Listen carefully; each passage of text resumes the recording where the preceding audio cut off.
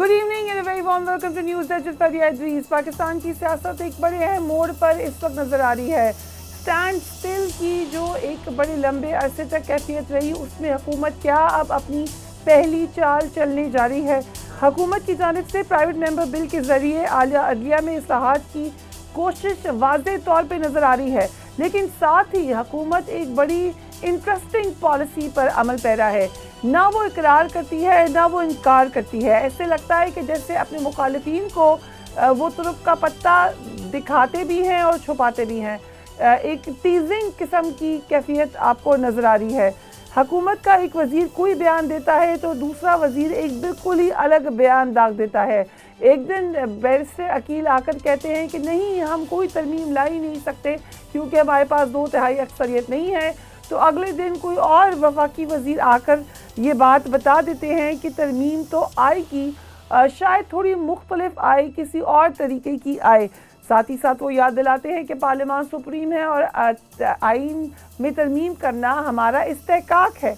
लेकिन दूसरी तरफ से अपोजिशन इस बात पर वज़द है कि आइनी तरमीम, इनकी टाइमिंग, इनका फोकस, इनका मकसद सिर्फ़ और सिर्फ अपने मुखालिफिन के हवाले से ना सिर्फ उनको कॉर्नर करना है बल्कि जुडिशरी के अंदर भी अपने एक पॉलिटिकल मामलात को फ़रोग़ देना है। तासुर ये मिल रहा है कि हुकूमत शायद कसरन इस मामले पर शकूक व शुबहात पैदा करना चाह रही है। फ़ायदा क्या होगा? शकूक व शुबहात होंगे, एक कन्फ्यूजन होगी, एक फॉगी कैफियत होगी, क्लैरिटी नहीं होगी। क्या इस तरीके से वो चाहते हैं कि एकदम से आइनी तरमीम आए और उसको मंजूर करवा लिया जाए? माजी में हमने ऐसा होते हुए भी देखा है कि आइनी तरमीम आई, ऑर्डिनेंसेस आए, एकदम से मंजूर भी हुए, लेकिन फिर उनका फ्यूचर क्या हुआ? तारीख़ के झरोकों में उनको किस तरीके से देखा गया? इतलात ये भी आ रही हैं कि सुप्रीम कोर्ट के जजेस की तादाद को 17 से बढ़ाकर 23 तक नंबर लेकर जाना चाहती है और ये बिल हुकूमती रुकन दानियाल अजीज़ की तरफ से पेश करने की जिम्मेदारी उनको दे दी गई है। जबकि दूसरी तरफ JUIF के अहम MNA नूर आलम खान को भी शायद एक जिम्मेदारी सौंपी गई है। अकॉर्डिंग टू द विस्पर्स इन इस्लामाबाद, वो ये है कि वो भी एक तरमीम लेकर आएँ। अगरचे नूर आलम खान अपनी आइनी तरमीम लाने की इनकार नहीं कर रहे, वो तस्दीक कर रहे हैं, लेकिन वो ये भी दावा कर रहे हैं कि उसका ताल्लुक चीफ जस्टिस की एक्सटेंशन से या जो जजेस के हवाले से नहीं है। एक उन्होंने कहा कि ज़रूर मैं चाहता हूं कि दोहरी शख्सियत वाले जजेस ना हो पार्लियामान में। उन्होंने वर्ड इस्तेमाल किया मुहिब्बे वतन, मुहिब्बे वतन लोग ही हों जुडिशरी के अंदर। ज़रा देखिए उनको जो बात कर रहे हैं नूर आलम खान साहब, अगर उसको आइसोलेशन में देखें, इंटायरिटी में देखें, अलग करके देखें तो बिल्कुल ठीक बात कर रहे हैं। इसमें कोई शक नहीं है कि आपको जुडिशरी के मामला ठीक करने हैं। इसमें कोई शक नहीं है कि जुडिशरी के अंदर भी बहुत इबाहम मौजूद है। इसमें कोई शक नहीं है कि लोग इंसाफ के लिए कई कई साल इंतज़ार करते रहते हैं। मगर जहाँ पर ये एक तल्ख़ हकीकत है, वहीं पर यह भी एक तल्ख़ हकीकत है कि चाहे PDM 1 हो या PDM 2 हो, आइन साजी हुई है तो सिर्फ बड़ी हद तक इसी बादलों के साए में कि पर्सनलाइज्ड आइन साजी है। कभी अपने मुकदमात को क्लियर कराने का उस पर धब्बा लगा, तो कभी ऐसा लगा कि वो मामलात जिस पर उनको लगा कि उनकी मर्ज़ी के फैसले नहीं आए, उनको किसी और सिमत में धकेल दिया जाए। डुअल नेशनलिटी की बात ज़्यादा पुरानी नहीं है, माजी में ज़्यादा नहीं चाहते। ये इल्ज़ाम लगाया था फैसल वाडा साहब ने, कुछ एंकर्स ने, और उस वक्त लगाया था जब जुडिशरी की तरफ से, ख़ास तौर पर इस्लामाबाद हाई कोर्ट की तरफ से हुकूमती बेंचेस में यकीनन एक बेयकीनी या एक किस्म की रेस्टलेसनेस महसूस की गई थी, एक ख़ास टारगेटेड जज के फैसले की रोशनी में। सो क्या ये टाइमिंग बड़ी इम्पॉर्टेंट है? क्या इस टाइमिंग से आइनी तौर पे हुकूमत को आप रोक सकते हैं कोई भी तरमीम लाने से? एक तो इसका सियासी पहलू है, दूसरा उसका कानूनी पहलू है। राना सनाउल्लाह क्या कह रहे हैं, ज़रा सुनिए। बस चेरी पिकिंग इसको कहते हैं, अंग्रेज़ी में एक टर्म है जिससे मतलब यह है कि जो आपको पसंद आता है उसको आप पिक कर लें, जो आपको पसंद नहीं आता उसको आप छोड़ दें, उसको एक्नॉलेज ही ना करें, वो आपको नज़र ही ना आए। बहुत सारे फैसले हुए हैं जुडिशरी में इसी आला अदलिया से, जिनमें से बेहद रिलीफ मिला है हुकूमती बेंचेस को, बेहद रिलीफ मिला है कुछ ख़ास फैमिलीज़ को। उसके बावजूद हमने ये भी देखा कि उन्हीं की तरफ से शदीद एतराज़ आया जब उनके मुखालिफिन को या तो किसी किस्म का रिलीफ मिला या उनको एक तासुर भी पैदा हुआ कि उनके मुखालिफिन को कोई रिलीफ मिलने जा रहा है। क्या होने जा रहा है एग्जैक्टली इस कन्फ्यूजन का मकसद क्या है? क्या जैसा कि शेक्सपियर कहता है there is a method to this madness. So अगर कन्फ्यूजन फैलाई गई है तो किसी प्लानिंग के तहत फैलाई गई है। ये भी जान लीजिए कि हुकूमती साइट के ऊपर बड़े सीनियर कानूनदान मौजूद हैं, वहाँ पर भी लोग बैठे हैं जो कि पॉलिटिकली भी चीज़ों को समझते हैं, कानूनी तौर पर भी समझते हैं। फवाद चौधरी साहब ने मेरी प्रोग्राम में कुछ बातें बताई थी, एक दफ़ा फिर लेट्स रिविजिट दैट। एक तो फायज़ ईसा साहब को हम रख लें, एक्सटेंशन दे दें, दैट्स प्लानिंग एग्जैक्टली। जो कॉन्स्टिट्यूशनल अमेंडमेंट हम लाएंगे, एक बात हो रही है कि ये जो फैसला आया है फायज़ ईसा साहब का, उसके बाद वो कह रहे हैं फायज़ ईसा साहब की अब extension is out of the cards, और उसको अल्टरनेट क्या किया जा रहा है कि हम सीनियरिटी प्रिंसिपल खत्म कर देंगे, मंसूर अली शाह साहब को हमने चीफ जस्टिस नहीं बनने देना, और हम एक अमेंडमेंट लेके आएंगे कि जिसमें 5 सीनियर मोस्ट जजेस में से किसी को भी जो प्राइम मिनिस्टर है वो बना सकेगा। You're saying कि constitutional amendment will suggest political pick and choose हो सकते हैं। Political pick and choose। हमारे साथ सीनियर पॉलिटिशियन एंड कानूनदान बैरिस्टर एतजाज़ एहसन मौजूद हैं। Thank you so much Aitzaz Ahsan Sahab for joining me on the programme. एक सीरीज ऑफ आप समझ लें प्रपोज्ड तरमीम है या इन एयर तरमीम है जिनके बारे में कहा जा रहा है ये भी आ सकता है वो भी आ सकता है, लेकिन let's say Noon league supreme court के जजेस की तादाद 17 से 23 करना चाह रही है। इसका क्या मकसद नज़र आ रहा है? क्या जजेस के तादाद बढ़ाना एक अच्छा कदम होगा या इन तमाम तरमीम की तरह ये भी कंट्रोवर्सी का शिकार होगा? उससे नतीजा ये निकलेगा बेसिकली कि गवर्नमेंट को एक अपर हैंड हो जाएगा for as long as Qazi Isa Faez Isa is there, पर उनको बेंच बनाना पड़ेगा with the concurrence of Mansoor Ali Shah and Munib Akhtar. Government उस लॉ को भी चेंज कर सकती है, प्रैक्टिस एंड प्रोसीजर एक्ट के, वो तो सिंपल मेजॉरिटी का है। तो गवर्नमेंट की एक डोमिनेंस हो जाएगी ऑन द कोर्ट, और वो अगर अपने कमिटेड जो लॉयर्स हैं उनमें या जजेस जो लॉयर्स भी रहे पहले उनको ले आएँ और वो सुप्रीम कोर्ट में, तो it will be packing the Supreme Court and the government will have the authority to do that. उसकी पॉलिटिकल इम्प्लीकेशंस क्या होती हैं लॉन्ग रन में, वो मेरे ख्याल में बड़ी संगीन होंगी। It will it will divide the Supreme Court, बड़ा क्लियर डिवीजन हो जाएगी, और जो ये जजेस आएंगे नए, they will be looked upon as favour के ज़रिए आए हैं, मेरिट पे नहीं आए हैं, they will be just looked upon like that. और उसमें टेंशन्स बहुत ज़्यादा हो जाएंगी between the parliament and the judiciary, and the third force will take advantage of that.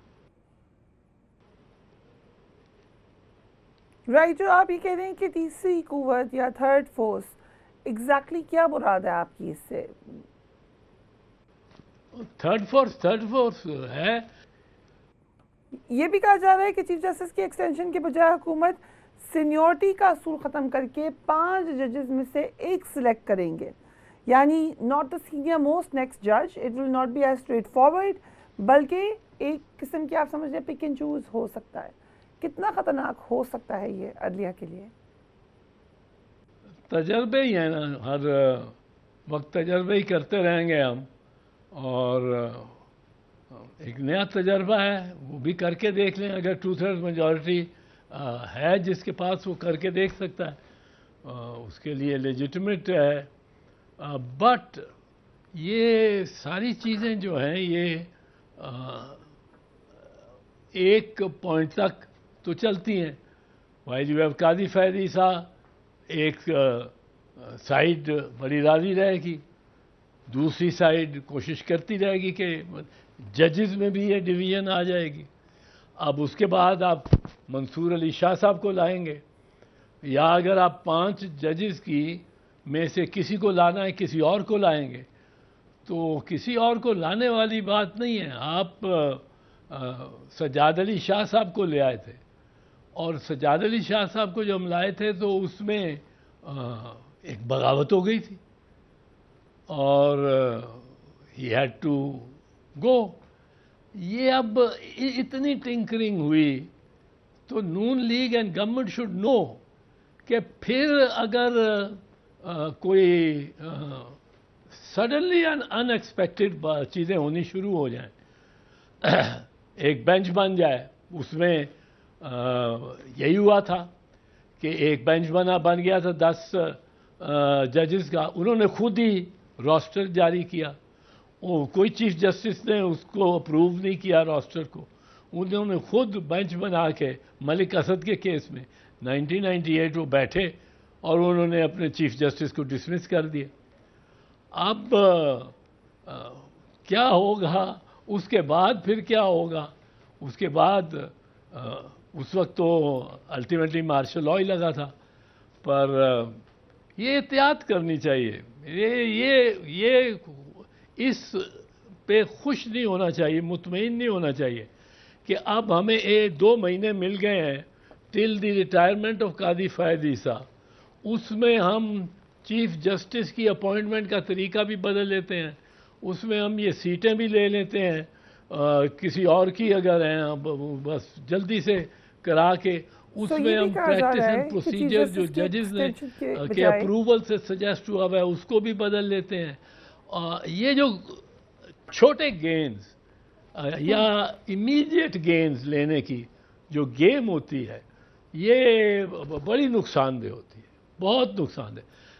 Practice and procedure की जो एक आपने बड़ी सोच समझ के और बड़े अरसे से डिमांड थी लोगों की कि 3 सीनियर जजेस बैठ के और बेंचेस बनाएं, वो आपने अभी इंट्रोड्यूस किया, उसको चलने दें, उस कमेटी के को चलने दें।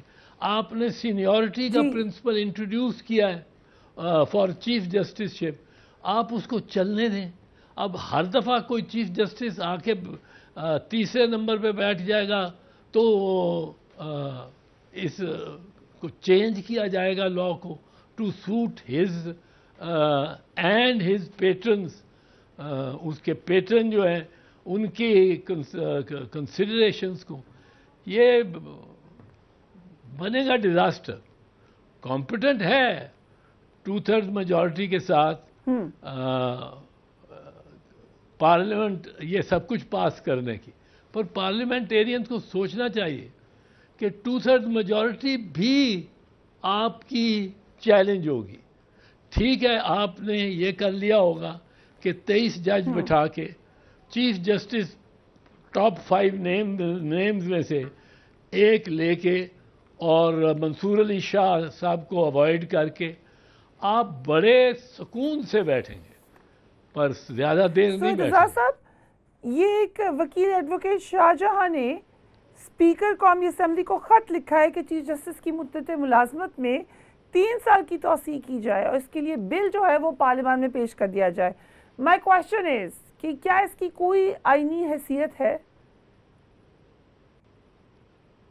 लोग इसी तरह, लोग तो हैं, लोग तो जाके दरख्वास्त हर किस्म की दे देंगे, बट मैं नहीं समझता ये कोई वायबल ऑप्शन है कि आप सब जजेस की 3 साल बढ़ा दें ये मुद्दत मुलाजमत, क्योंकि आप एक चीफ जस्टिस को बिठाए रखना चाहते हैं, एक शख्स को। ये तो बहुत इट्स एन ओडियस है ये। और ये इस किस्म की जितनी चीज़ें की इन्होंने इमीडिएटली एडवांटेज लेने की, इस सिचुएशन में ये गैर यकीनी सूरत हाल बना दी गई है कि क्या मंसूर अली शाह साहब चीफ जस्टिस बनेंगे कि नहीं बनेंगे। वो उनको अनाउंस नहीं किया, कादी साहब को शहबाज शरीफ साहब ने 3 महीने पहले अनाउंस कर दिया था, इनका अनाउंस नहीं कर रहे हैं। इनका वो ख्वाजा आसिफ साहब गेंद को डी तक ले जाना चाहते हैं और फिर फैसला करेंगे कि गोल करना कि नहीं करना। तो ये चीज़ें नुकसानदेह होती हैं पॉलिटिकल पार्टीज़ को भी, पॉलिटिकल सिस्टम को भी, और खुद हम सियासतदानों को के लिए बड़ी नुकसानदेह। पकड़े तो हम जाते हैं। पर आप तो ये वाज़ेह तौर पर नज़र आ रहा है, जैसे कि आपने मेंशन किया ख्वाजा आसिफ का स्टेटमेंट हो जो कि उन्होंने दिया मंसूर साहब के इंटरव्यू में। कल मैं देखी थी वसीम बदामी साहब भी पूछ रहे थे इसी किस्म के सवालात बैरिस्टर दानियाल से। उन्होंने भी कहा कि मैं नहीं कह सकता, अभी तो बड़ा वक्त है। सो एक इज्तनाब नज़र आ रहा है, एक डिली डैलिंग नज़र आ रही है। लग रहा है कि नहीं अभी वो बात करना चाहते जस्टिस मंसूर अली शाह को, जो कि ऑब्वियस चॉइस है for the next chief justice. वजह क्या है, क्यों हुकूमत नहीं चाहती कि justice Mansoor Ali Shah chief justice बने? तासुर ये क्यों है? खबर नहीं, यही हो सकती कि इंडिपेंडेंट है। ये मैं आपको एक चीज़ अर्ज कर दूं, जजेस की ताकत जो है वो अभी जजेस को भी समझ नहीं आती। जज 8 या 10 एक तरफ होके बैठ गए तो वो जज सारी आईनी तरमीम को भी ले जाएंगे। हमारे साथ पहले हुआ है, हमने 18वीं तरमीम की, 18वीं तरमीम पे चीफ जस्टिस नाराज़ हो गए कि इसमें ये आपने अपॉइंटमेंट की जो पावर्स हैं ये किस तरह चीफ जस्टिस से हटा ली हैं। तो इसको उन्होंने कहा कि इस कमेटी को ये भी रखो, ये भी रखो, ये भी रखो, और 19th अमेंडमेंट करनी पड़ी हमें। तो जजेस का एक फाइनलिटी होती है। जजेस are final not because they are infallible. वो ये जजेस जो सुप्रीम कोर्ट की जो का फैसला हतमी इसलिए नहीं होता कि वो दुरुस्त है, वो दुरुस्त इसलिए होता है राइट। वो इंटरेस्टिंग बातें आप कर रहे हैं। खासतौर पे आपने माजी का भी बताया कि जब तरमीम करनी पड़ी 18वीं के बाद 19वीं तरमीम भी हुई, और जजेस की ताकत है क्या जजेस को खुद भी अंदाज़ा नहीं है इस हवाले से। दूसरी तरफ चीफ जस्टिस ने 13 सितंबर को हाई कोर्ट्स में जजेस की तकर्रुर के हवाले से जुडिशल कमीशन का इजलास भी तलब कर लिया है। We will take a break and we will be right back.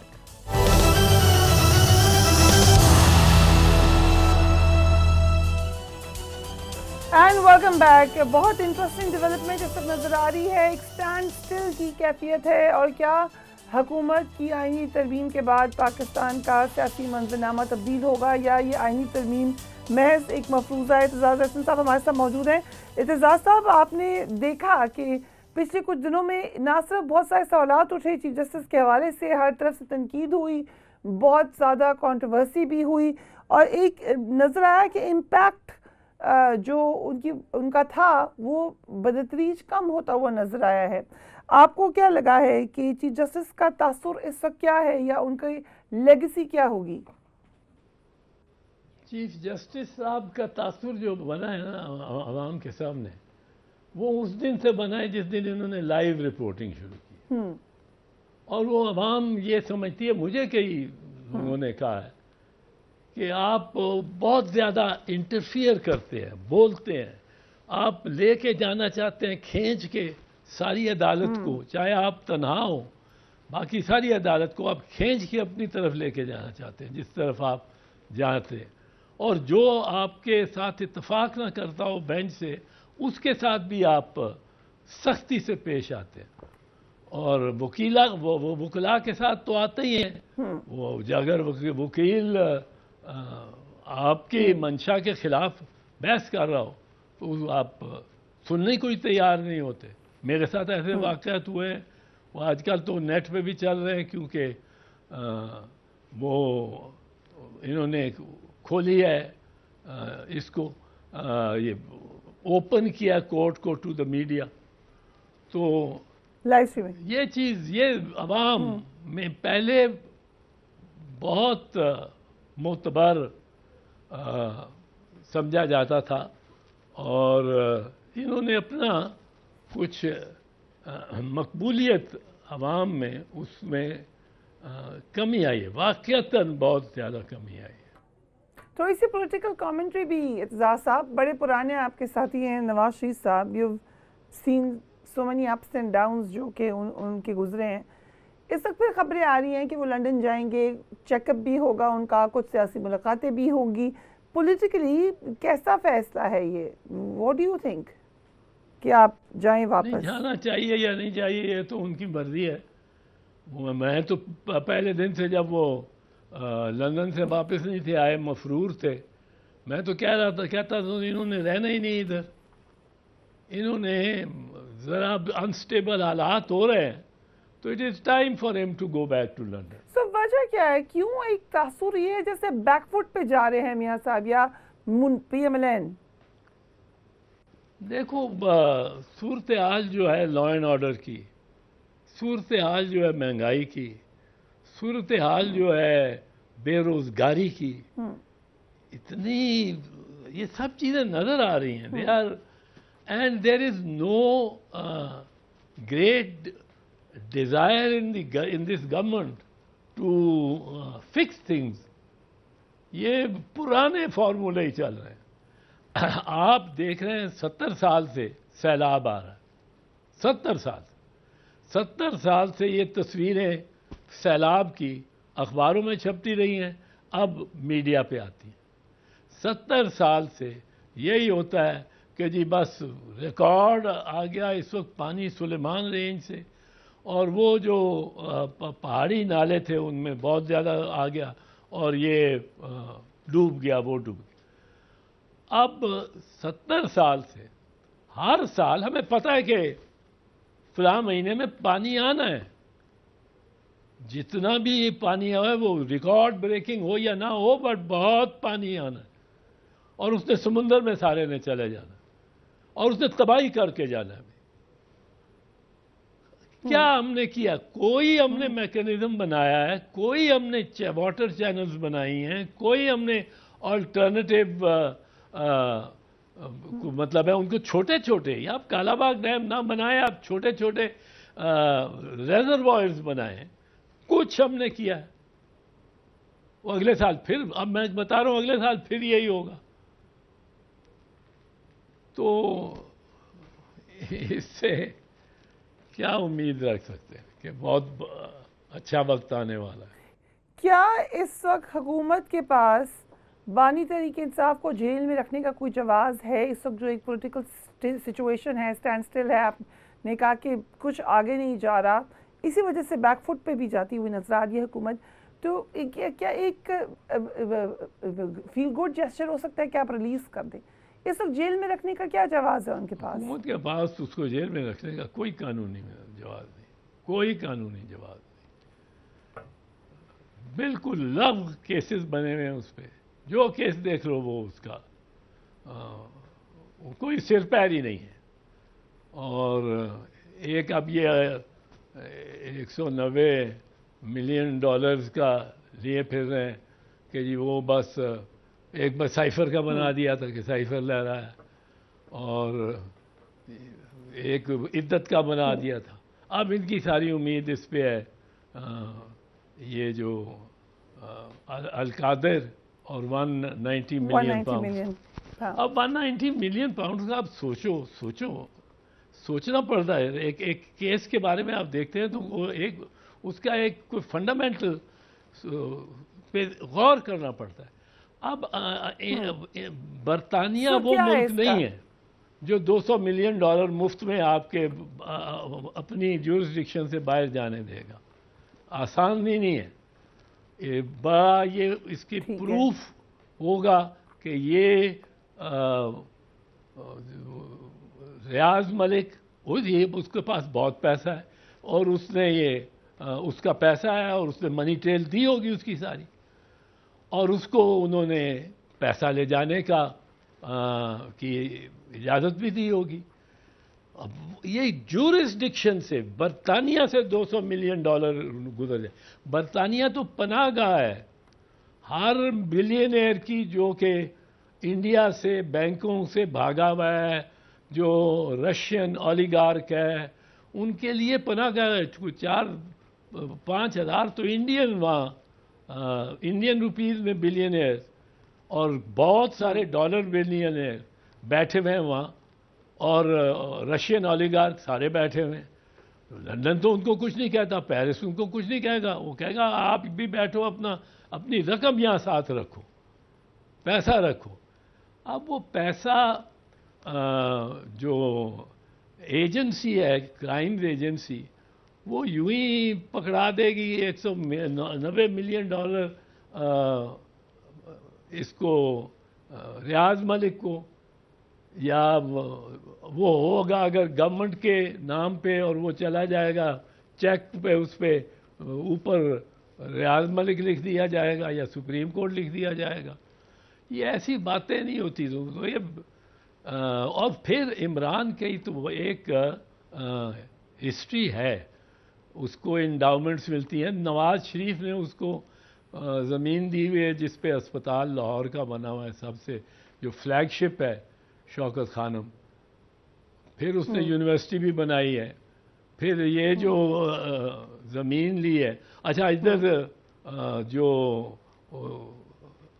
रियाज मलिक है, ये मलिक देता है इस तरह एंडाउमेंट्स और पैसे, ये भी बड़ा खैराती काम करता है। और ये तो अगर और वहाँ यूनिवर्सिटी चल रही है, पैसा वहाँ से निकल कर आता। आपको लगता है कि जो भी पॉलिटिकल रीजनिंग हो या जो भी कानूनी आईनी मामलात हों, जैसे जैसे ये क्लियर होंगे हुकूमत पे प्रेशर पड़ेगा कि बानी तहरीक इंसाफ को रिलीज करे?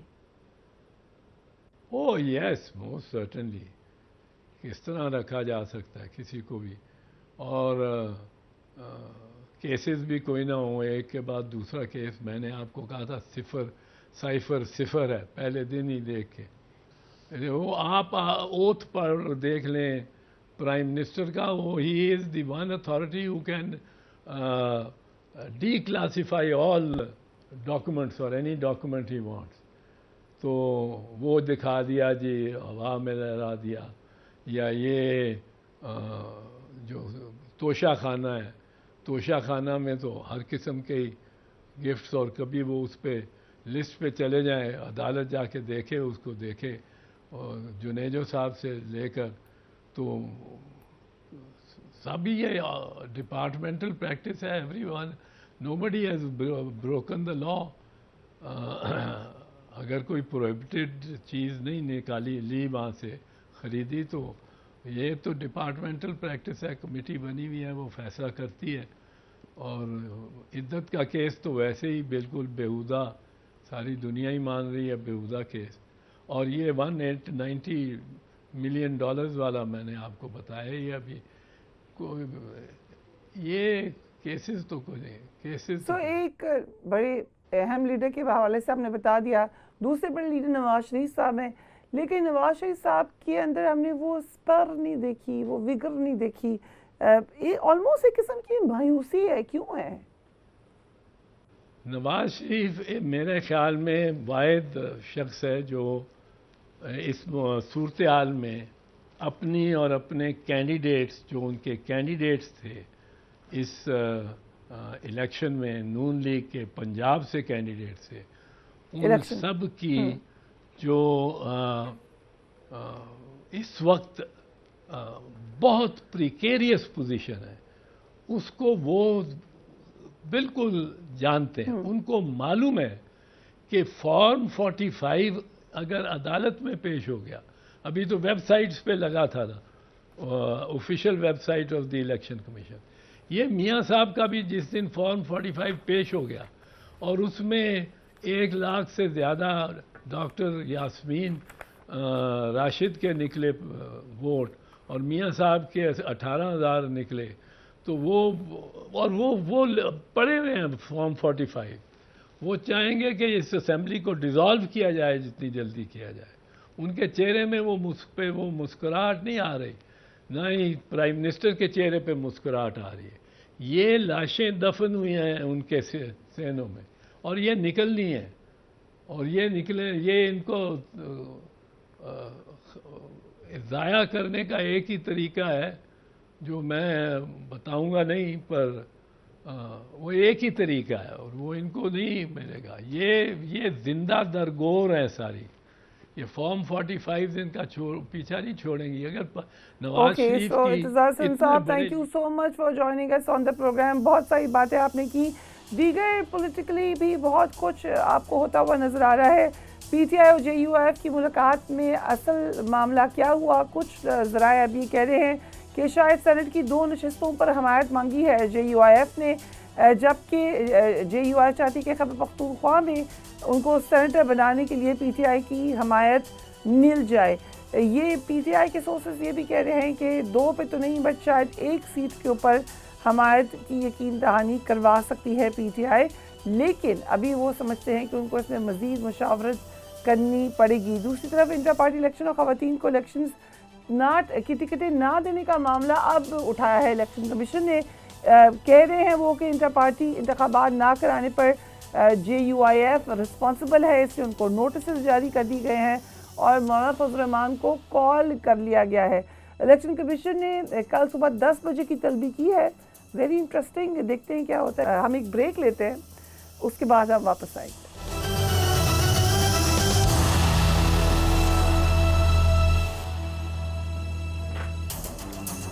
And welcome back. मुल्क भर के ताजरों ने आज सेल्स टैक्स के खिलाफ एक एहतजाजी कॉल दी।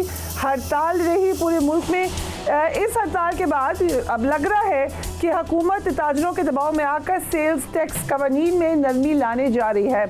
एक जानिब हुकूमत के खिलाफ मुल्कगीर हड़ताल हो रही है तो दूसरी जानिब मुस्लिम लीग नून के सदर मियां नवाज शरीफ की आइंदा लंदन रवानगी की भी खबरें गर्म हैं। कुछ अर्से पहले भी ये खबरें आई थी, लेकिन उसके बाद एक खामोशी थी। बड़ी देर से लोग ये भी पूछ रहे थे कि मियां नवाज शरीफ आखिर इतने खामोश क्यों हैं। कुछ उनके करीबी लोग ये कह रहे थे कि मियां साहब यकीनन बहुत सारी बातों पर शायद इस कदर खुश या राज़ी नहीं हैं, लेकिन उन्होंने मुनासिब समझा है कि इस वक्त वो खामोश रहे।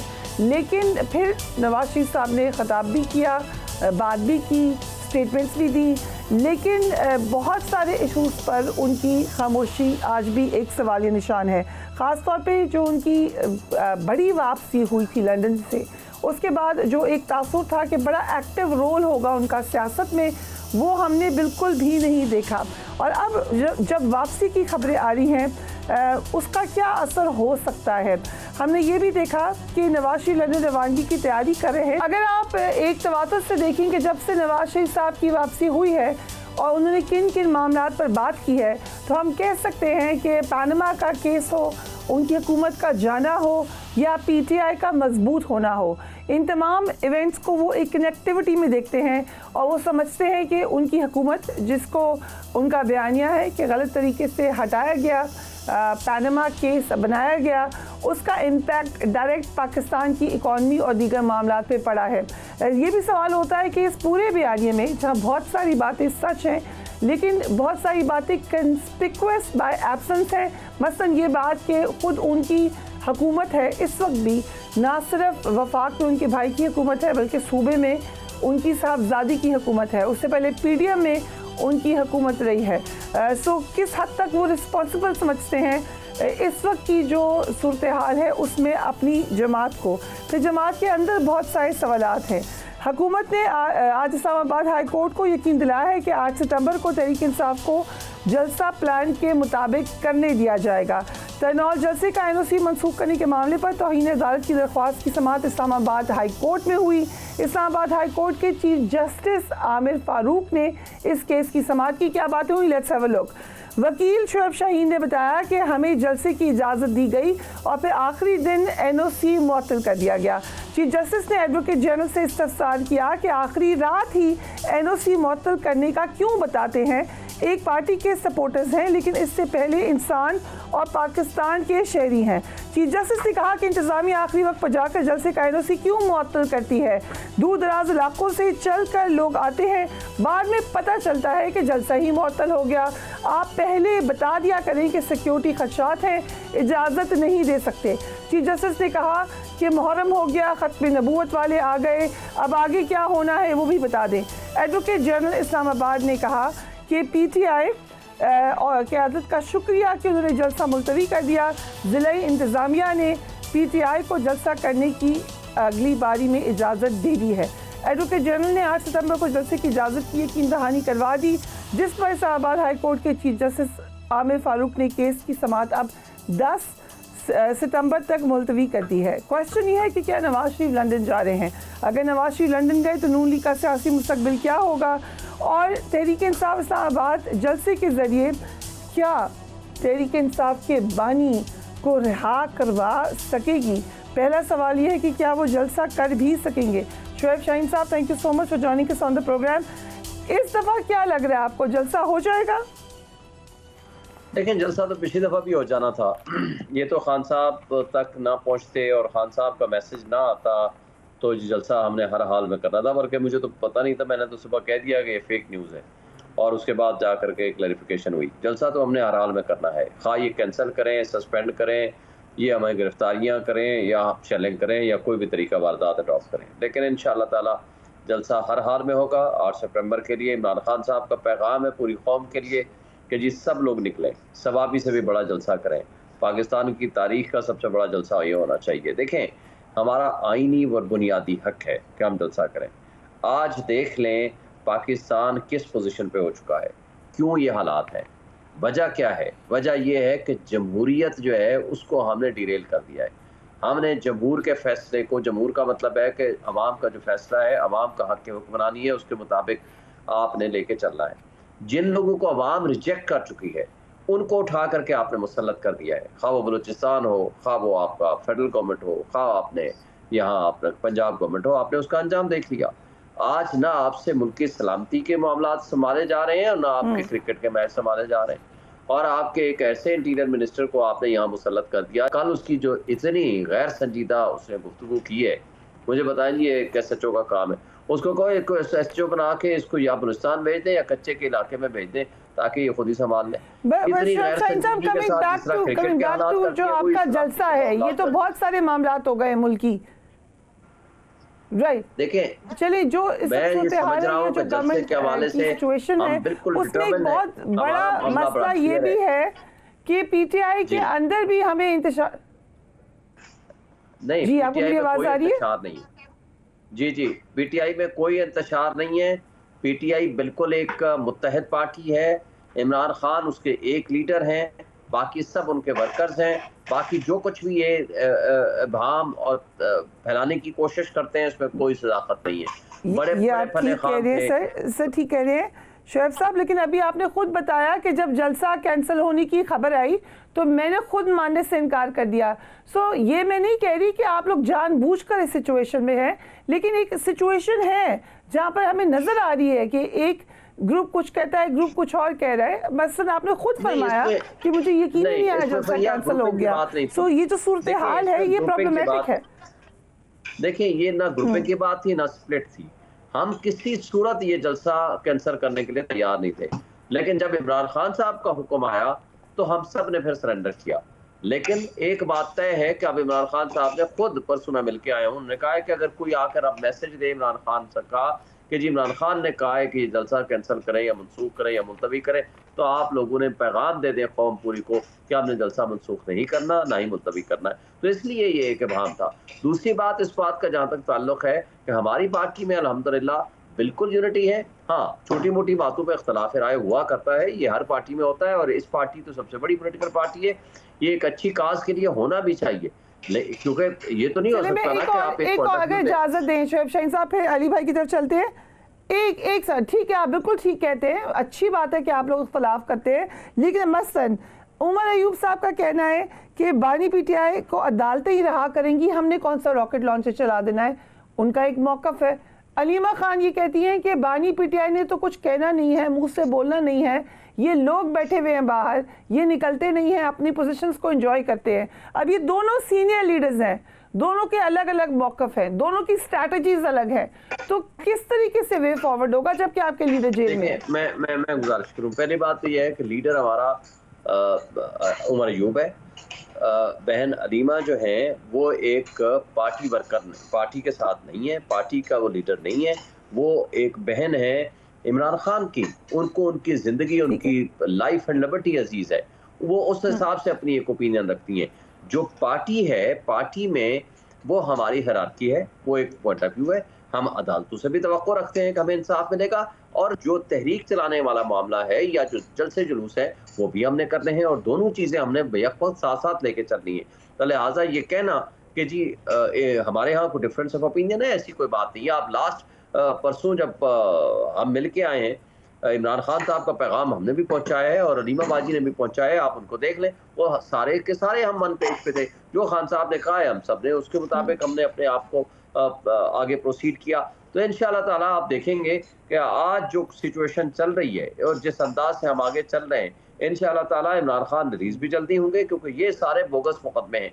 आपने देख लिया इन्हीं के होते हुए हमने सारे मुकदमों में अपने आप को क्लियर कराया है। और वो नवाज शरीफ साहब जिसके बारे में आपने खुद भी बताया, वो तलाश गुमशुदा का इश्तिहार दें। वो पिछले 1 साल से कहा करते थे जदू मियाँ आएगा लग पता जाएगा। कौम को लग पता गया है कि आज ना खाने को किसी के पास है, ना बिजली के बिल देने को है। और आज जो कह रहे हैं 70 की आपने बात की कि जी हम 2017, भाई पहली बात तो यह है कि एवन फील्ड अपार्टमेंट किसका था और आज भी किसका है, आकर बता दें कौम को। मनी लॉन्ड्रिंग का पैसा है और आपने माल खा करके बाहर ले गए। दूसरी बात जो सबसे अहम है कि आज किसकी हुकूमत है? भाई आपकी हुकूमत नहीं है। मरियम नवाज किसकी बेटी है? शहबाज शरीफ किसका भाई है? क्योंकि यहाँ तो विरासत चलती है, ये तो एक पब्लिक लिमिटेड कंपनी की तरह चलाते हैं। अगर इजाजत दें बहुत सारे सवाल आ गए। अली गौहर बलोच साहब हमारे साथ मौजूद है। ठीक है, एक बड़ा अहम सवाल इस वक्त, सबसे अहम सवाल पाकिस्तान की सियासत में ये है, और मैं ये अली गौहर बलोच साहब आपके सामने रख रही हूँ। इतने कोई 575 प्रोग्राम्स तो मैंने कर दिए कि मियाँ साहब कब वापस आएंगे, कब आएंगे। मेरे ख्याल से जावेद लतीफ़ साहब ने कोई 75 प्रेस कॉन्फ्रेंसेस ज़रूर की होंगी, उसमें एक कोई डेट दी होगी। शायख हक्कान अब्बासी साहब भी स्टेटमेंट्स देते रहे, मरियम नवाज साहब ने भी स्टेटमेंट्स दी। आप ये कह रहे हैं कि अब नवाज शरीफ साहब वापस जाएंगे। Do you think politically it's good timing? बिस्मिल्लाहिर्रहमानिर्रहीम। देखिए बात यह है कि इन लोगों को एक फ़ोबिया हो गया है और वो है नवाज़ शरीफ फ़ोबिया।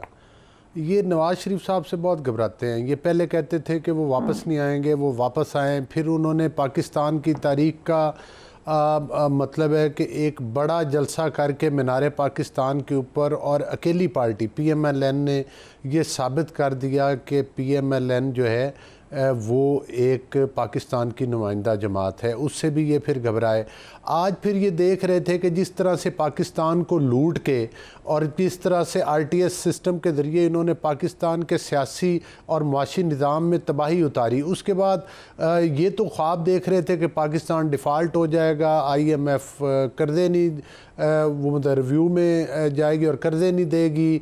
फिर जिस तरह से कि ये खतूत लिखते थे उन तमाम मेरी गुजारिश ने उड़ाई है जी। देखे ना मैं उसी तरफ आ रहा हूँ। देखे ना अब इन्होंने देखा कि अब पाकिस्तान अपने पाँव पर खड़ा भी हो रहा है। ज़ाहिर है मुआशी मुश्किलात ज़रूर है, लेकिन इसके बावजूद ख़ास तौर पर अब इनके उस वक्त ये हवास बाख्ता हो गए जब इन्होंने देखा कि वज़ीर आला पंजाब ने जो है पंजाब की हद तक बहुत बड़ा रिलीफ आवाम को अल्हम्दुलिल्लाह दिया है बिजली के बिलों में। इस तरह आने वाले वक्त में मज़ीद अब इनको खटक रहा है कि किसानों को 400 अरब का पैकेज क्यों दिया जा रहा है। ये तो कहते थे कि ये पाकिस्तान ख़त्म हो गया, पाकिस्तान डिफ़ाल्ट हो गया, और ये समझते थे कि हम बहुत लायक हैं क्योंकि हमने तोशा खाना की दिल्ली है ताजरों की सेल्स टैक्स के खिलाफ, वो भी खटक रही है इनको। जी बिल्कुल। देखिए बात यह है कि जाहिर है हमारे मुल्क में टैक्स कलेक्ट होगा और टैक्स नेट में तमाम मकातब फ़िक्र को लाना चाहिए। ताजर भी हमारे भाई हैं, उनको भी ये चीज़ रियलाइज़ करनी चाहिए कि पाकिस्तान की तरक्की के लिए टैक्स देना ज़रूरी। मैं ये नहीं कहता कि ताजरों के साथ ज़्यादती हो या ऐसे टैक्स लगे जो वो ना दे सकते हो या नहीं लगने चाहिए, लेकिन मेरा ख्याल है कि ताजरों के अगर जायज़ मुतालबात हैं तो उनको ऑन बोर्ड लेकर इस चीज़ को ज़रूर एड्रेस किया जाएगा। लेकिन मैं साथ ही साथ ये कहता हूँ कि ये किसको कहते हैं? RTS सिस्टम की जो पैदावार हैं, जो जेली, आपने क्या फ्रिया साहिबा नहीं देखा कि इन्होंने तोशा खाना में जेली रसीदें दिखाई, जिस दुकानदार ने खुद आके कहा था कि भाई ये तो मैंने मतलब है मेरे ना दस्तखत है ना ये मेरी रसीदें हैं। इसी तरह से मतलब है कि किस किस चीज़ को, कौन सा ऐसा डिपार्टमेंट है जिसमें इन्होंने करप्शन के रिकॉर्ड कायम नहीं किए। फरागोगी को बाहर भगा दिया करप्शन करके, दूसरों को ये चोर चोर कहते हैं। इनकी तलाशी लो तो जेब से भी चोरी का पैसा निकलता है, इनके दाई जेब से भी और बाई बाई जेब से भी और फ्रंट वाली जेब से। मुझे सिर्फ एक सिंपल एजेंडा, ठीक है, एक सवाल जी, मियां साहब जा रहे हैं लंदन? जी मियां साहब देखें, वो पिछले दिनों चाइना भी गए थे, वो लंदन भी जा सकते हैं, वो लंदन जाएंगे अपने इलाज के लिए, उनके डॉक्टर्स हैं, उसके लिए बाहर बिल्कुल जा सकते हैं। और मतलब है कि जाहिर है वो चेकअप्स के बाद वापस भी आ जाएंगे। वो मतलब है कि उनके बाहर जाने या ना जाने पर कोई पाबंदी तो नहीं लगी हुई ना। वो मतलब है कि ये तो पहले कहते थे वो पाकिस्तान आएंगे नहीं, वो पाकिस्तान आए, अब ये कहते क्या उनके लंदन जाने पे कोई पाबंदी है? या इसमें कौन सी ऐसी इशू वाली बात है? अगर वो लंदन जाते हैं वो कोई 10-15 दिन के लिए या महीने के लिए चले जाएंगे, उनके अपने जाहिर है उनके उधर बच्चे भी हैं और उसके अलावा उनके जो सेहत के मामलात हैं उनको भी वो चेकअप्स करवा के वापस आ जाएंगे। सर नवाज शरीफ साहब, इसमें कोई राय नहीं है, कोई दो राय नहीं है कि पाकिस्तान के जो टॉप लीडर्स हैं इस वक्त सियासत में, उनमें आप समझ लें कि वो मेन स्ट्रीम है, हम कह सकते हैं मेन लीडर है। क्या वजह है कि वो इस तक एक्टिव रोल नहीं प्ले करे वो सियासत में, और फिर बैकफुट पे जाने की बात करें? ये एक अहम सवाल है। देखिए फ्रिया, बात ये है कि नवाज शरीफ साहब का सियासत में अहम किरदार हमेशा रहा है। सबसे बड़ी मैं समझता हूँ कि जो बहुत सबसे ज़्यादा दफ़ा जो उन्होंने जमहूरियत के लिए और पाकिस्तान के लिए कुर्बानियाँ दी हैं वो नवाज शरीफ है, जिसने एज आ हुकूमत, जिसने एज आ वज़ीर आज़म पाकिस्तान में डिलीवर किया है, जिसमें कि उनके सी पैक जैसे प्रोजेक्ट, जिस तरह से कि चागी के मकाम के ऊपर धमाके, जिस तरह से कि पाकिस्तान की माशी तरक्की और बेहतरी और लोड शेडिंग और दहशतगर्दी का खात्मा, एक बहुत बड़ा बाब है उनके कारनामों का जो कि पाकिस्तान की तारीख में लिखा हुआ है। तो इसमें तो कोई दूसरी राय नहीं है कि नवाज शरीफ साहब वो इनकी तरह थोड़े सियासी मुलाकातें करेंगे मियां साहब लंदन में। देखिए मिलने जुलने पे कोई पाबंदी नहीं है और मेरा ख्याल है कि उनका कोई सियासी एजेंडा नहीं है। अगर वो गए भी तो उन्होंने अपने डॉक्टर्स को चेकअप करवाने के लिए और निजी दौरे पर जाएंगे। हाँ, आपने एक सवाल किया कि हुकूमत की आज भी रहनुमाई नवाज शरीफ साहब कर रहे हैं। उनके भाई वज़ीर आज़म हैं, उनकी बेटी जो है वो वज़ीर आला है। आपने देखा कि आटे की कीमतों की चाहे कमी हो, चाहे ज़िम्मेदारों के लिए पैकेज हो, चाहे ऐसा तो नहीं है। एक बात सुनिएगा अली साहब, ऐसा तो नहीं है कि बार बार मियाँ साहब जिक्र करते हैं मुझे क्यों निकाला के टाइम का, बार बार वो एक ही सवाल करते हैं, बार बार वो कहते हैं कि उससे सवाल होगा। आज जैसे कैप्टन सफदर ने भी जो बात की वो मियाँ साहब की एक अफर्मेशन होगी तो की।